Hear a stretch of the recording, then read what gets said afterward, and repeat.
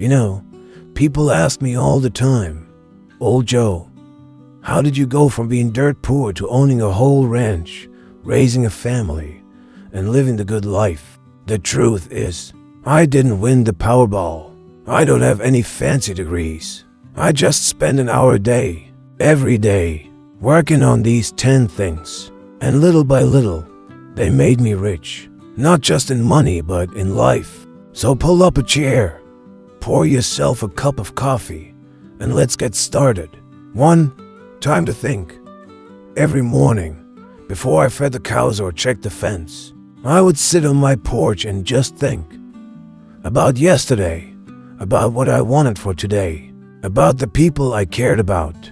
I would let my mind wander, but I would also give it direction like a plow through fresh soil. This time, it wasn't just about dreaming. It was about strategizing. Some people spend their entire lives reacting instead of taking action, but 10 minutes of solid, quiet reflection gave me more clarity than any business seminar. I would ask myself, what went well yesterday? What could have been better? Who needs my attention today? What's bothering me? If you don't take the time to think, life will do the thinking for you. And life doesn't always have your best interests at heart. It will rush you into a rush and pull you away from your purpose. Reflect. Ask yourself, what did I learn yesterday? What do I need to fix today? Where's my heart trying to take me? 2. Reading something worthwhile. Books became my best companions. Whether it was Proverbs or a book about farming, I treated reading like water in a tree. It didn't matter if I only got through a few pages, those pages were food for my mind and spirit. I found out early that one good idea can change your whole crop, your whole year, your whole life. Reading helped me speak better. It helped me write better.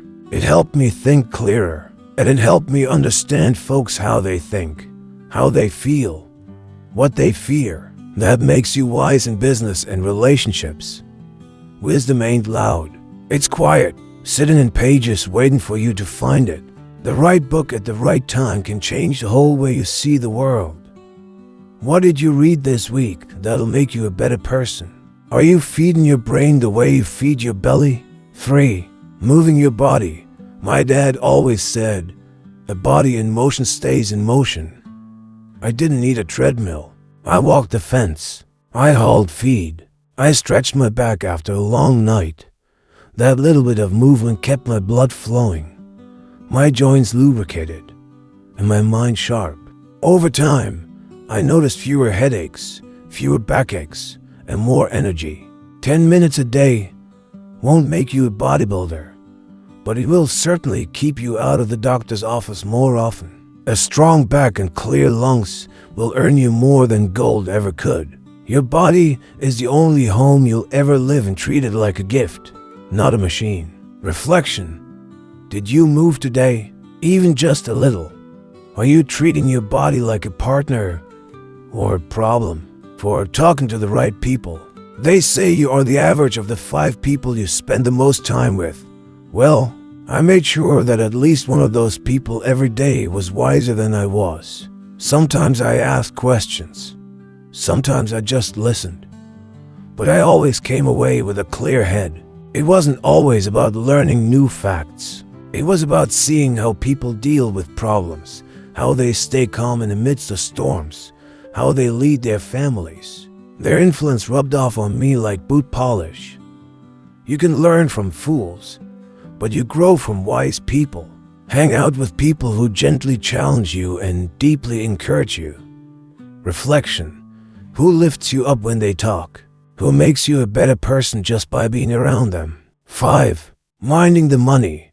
Most folks avoid looking at their bank account like it's a bad weather forecast.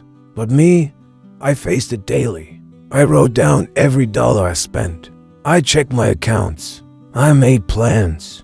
I didn't make much at first, but what I made, I managed.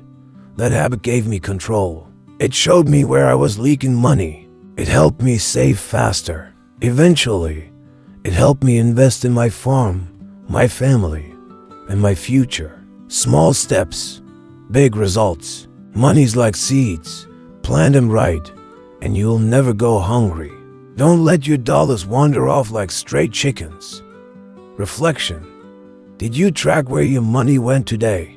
Are you the boss of your money, or is it running wild? Let me ask y'all, do you already do some of these things? Let me know in the comments. Tell me what's working for y'all, and while you're at it, drop where you're watching from. I love knowing where my folks are out there. And don't forget, like this video and hit that subscribe button.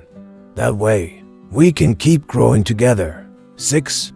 Tending the land or craft. A man needs something to shape with his hands. For me, it was the land. But I've seen folks find peace and purpose in woodworking, painting, or tinkering with engines. When your hands are busy, your heart settles, and your mind finds rest. Over time, that hobby turns into skill, that skill into confidence, that confidence into money. But it all starts with a few minutes a day of consistent work refining a craft, learning a trade, carving your mark on this world.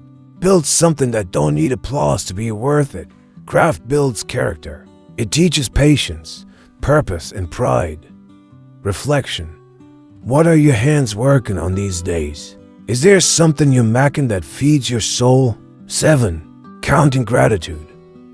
Every day, no matter how tired or broke or stressed I was, I named 3 things I was thankful for. Some days it was hot coffee.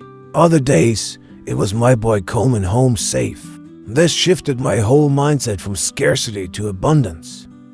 When you're grateful, you become less bitter. You start seeing opportunities instead of obstacles. That attitude helped me take risks. It helped me build relationships. It helped me stay steady in storms. You don't need more stuff. You need more gratitude for the stuff you got. Gratitude turns a little into enough. What are 3 things you're thankful for right now? Have you spoken them out loud lately? 8. Setting one small goal. I didn't make grand plans. I made small ones. Fix the gate. Make that phone call. Write that idea down. Every day, one doable task.